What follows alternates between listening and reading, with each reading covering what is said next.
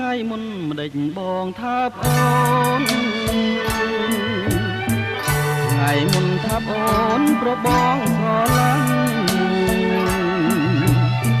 ថ្ងៃនេះម្ដេចបងលែងថាទៅវិញលែងថាទៅវិញ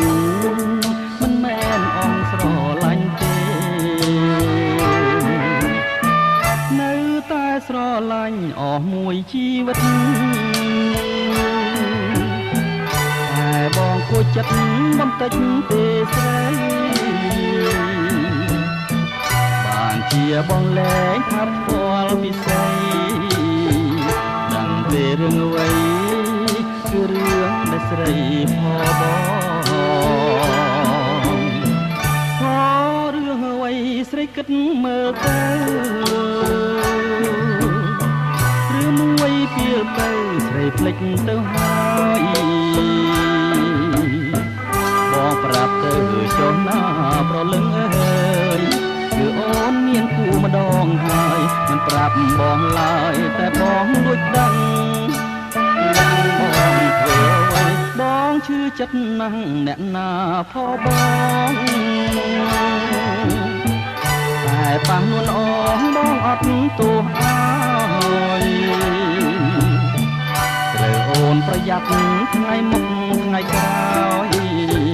បងមិនបណ្ដោយឲ្យអូនខកតាមចិត្តទេ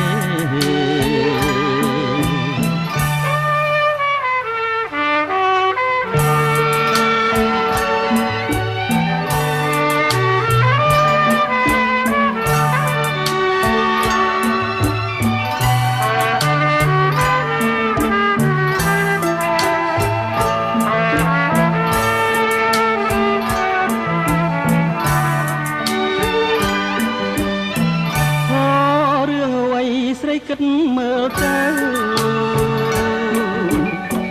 រឿងមួយពីលទៅស្រីភ្លេចទៅហើយ